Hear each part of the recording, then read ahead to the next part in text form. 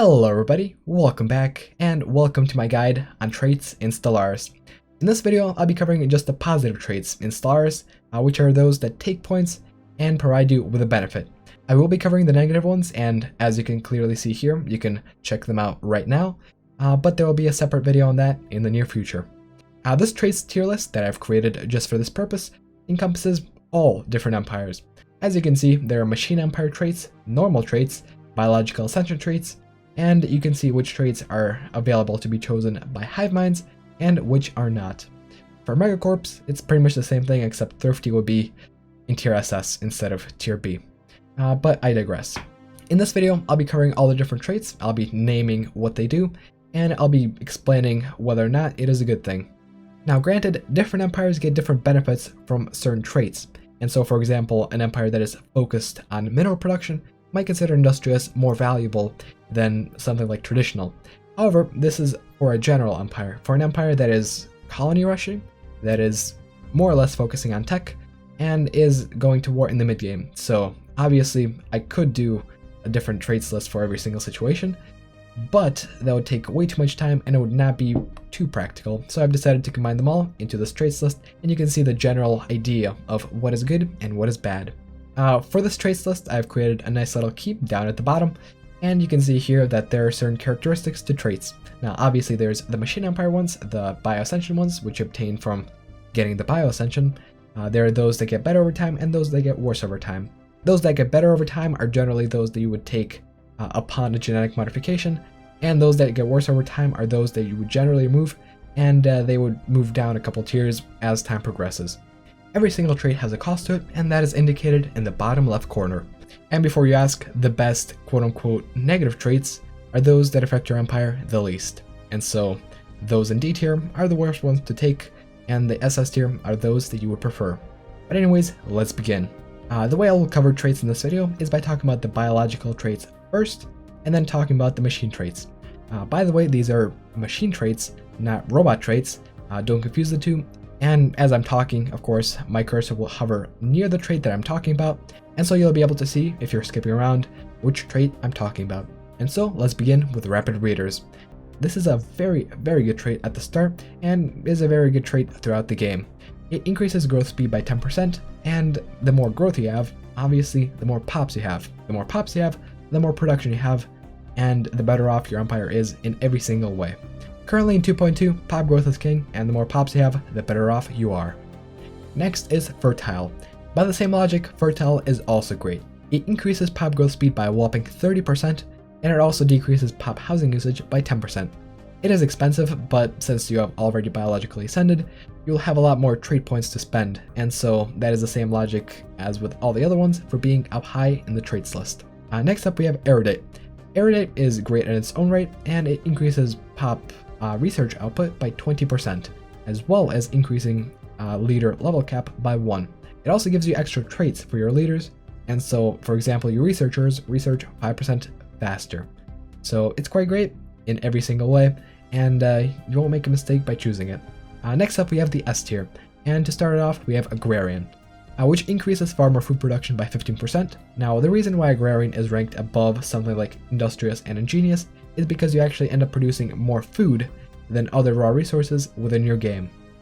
Generally, I've noticed that when expanding rapidly and colonizing pretty much every single planet, pop food consumption is actually way higher than your consumption for minerals and energy combined. And so Agrarian is very powerful, and especially combined with decisions that increase pop growth even further and policies that increase pop growth even further, it is very powerful for boosting pop growth speed, and just like rapid breeders, the more pops you have, the better off you are. Next up we have Natural Engineers, which increases pop engineering production by 15%. Now the reason why Natural Engineers is above Natural Sociologists and Physicists is because of the fact you get robots. Robots, droids, and synths are incredibly potent and can increase your pop output significantly. Natural Engineers allows you to research robots a lot faster than you normally would, and so contributes to higher pop growth speed. Additionally, Natural Engineers contributes to some very powerful techs early on, and those are hangar bays and star fortresses. Hangar bays and strikecraft are very good as early defenses, and that is because the fleet power of a single strikecraft is a lot higher than that of a normal gun battery, and so you get a lot more fleet power for your resources. Now granted, this fleet power is roughly as potent as normal guns, however, the more fleet power you have, the more intimidating you look, and so AI may even back off because you're extremely powerful on your station, even though it's just a bluff. Star fortresses are also great. They allow you to get habitats, and while habitats are not the best thing right now, they're relatively decent. And in the future, they're going to get a rework where they're going to be a lot more useful to your empire. Next up, we have traditional, which increases your unity output by 10%. This basically translates to a flat 10% unity output bonus for your empire, and that is because there really aren't a lot of ways to produce unity besides your pops, and getting more unity and more traditions is always great. Next up, we have charismatic. This one is very good early on if you're playing properly. If you're expanding to planets with low habitability, there are problems with amenities, and instead of building different holo theaters and such, you can just choose charismatic, and amenities on those planets won't be a big problem any longer. Extra amenities also translate into extra pop happiness, which means increased production.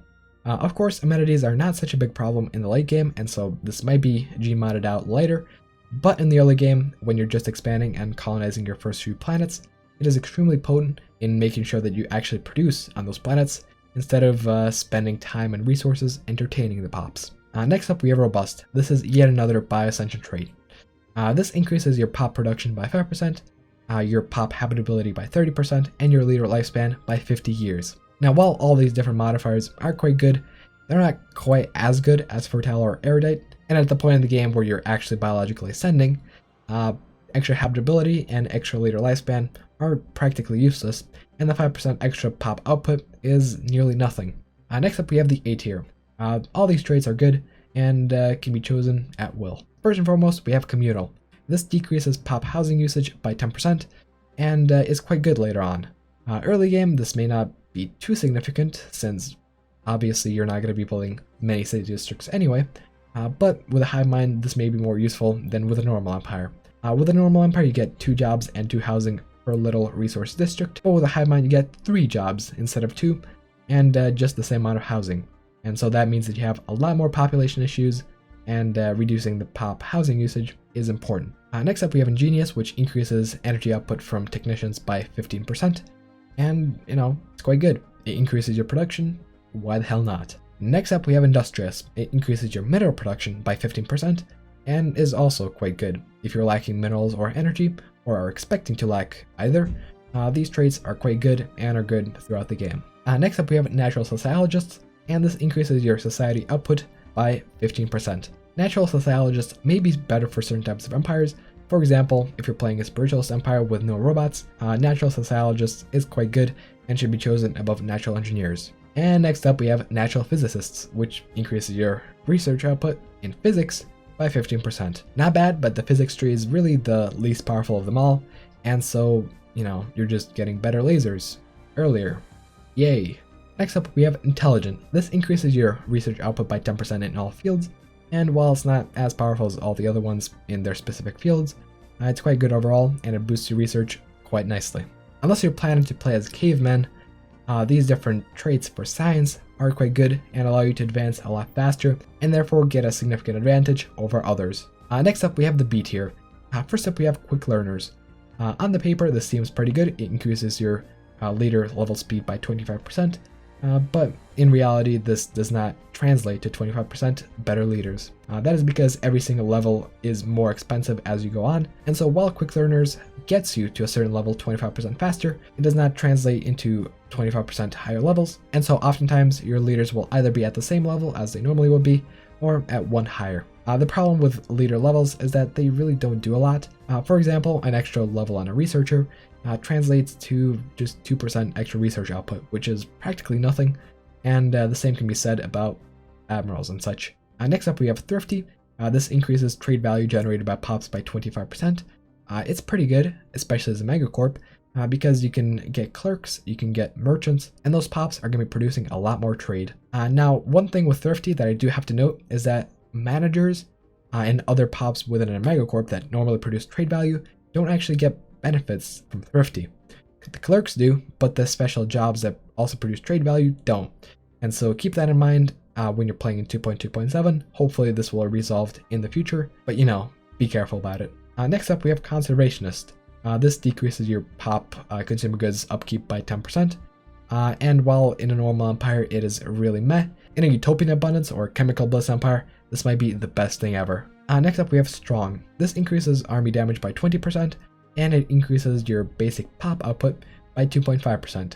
In the end, you get the same amount of extra pop production as any normal trait, such as Industrious, Ingenious, and Agrarian. However, it is very spread out, and in the end, you barely feel a difference. If you cannot fit a basic resource trait in your build, strong is quite good, but don't choose it for the army damage, please. Army damage really doesn't matter in this game, and you can just overcome the problem by having more armies. Next up, we have adaptive and extremely adaptive. These traits are relatively decent at the beginning of the game. Well, not right at the beginning of the game, because your habitability for your home planet is always 100%, but just in that phase where you start expanding and before you get any terraforming or any extra habitability bonuses. Adaptive increases your habitability by 10%, and extremely adaptive increases it by 20%. It's relatively decent. On new planets, it does make a difference because you end up consuming 10% less consumer goods and 10% less amenities for adaptive, and 20% less consumer goods and 20% less amenities for extremely adaptive. It's decent, but the fact that it doesn't work past the early game or on your home planet mean that it's pretty low on the tier list and should not be chosen as your first pick. Next up, we have nerve stapled. Now this trait has a very specific use case. What this does is it increases your pop production by 5%, but it makes them not able to be leaders, rulers, specialists, and it also removes their happiness. Next up, we have the C tier and the D tier. These are some of the worst traits. These do have some interesting effects, but they're not really worth it as far as points go. Let's start off with Nomadic. Nomadic increases pop growth from migration by 15%, and it decreases your settlement cost by 25%. Now what pop growth from migration means is the extra pop growth that you get from having pops migrate from one world to another. And so in transit, they get extra 15% pops, which is absolutely ridiculous, and I don't see how this realistically works. But hey, this is Stellaris, and I guess I can forgive it. Pop growth from migration is a factor, but it's a factor for about 10 to 20 years. When you just colonize new planets, their migration pull is quite significant, and you get migration push on all the other worlds, and so your pops migrate from your developed planets to those that are just newly developed. This applies to planets with less than 10 pops, and once you reach that threshold, immigration should ideally just stop. That is because immigration within your empire means that some of your planets are significantly worse off than others, and you really don't want that happening. You want all your planets to be nice. Granted, you can sign a migration treaty with another empire and to get extra pop growth that way, but migration treaties are really unreliable, and when you're playing against competent AI, their immigration push is really not significant, and so you would not be getting a lot of pop growth anyways. The decrease your settlement is nice, but you generally don't use that at all. Next up, we have talented. This increases your leader level cap by 1, and while this is good in theory, this is really not good in practice because your leaders, especially at the beginning, rarely actually live up to the point where they can actually benefit from this, and once they do, they can benefit from it for maybe 10 years or so. In the late game, we have a lot of text to actually increase your leader lifespan. This is a lot more powerful, but even then, you still have to wait years upon years to actually get the leaders to get there, and at that point, the bonuses are not quite significant, and you can maybe get an extra 2% to research, 3% to fire rate.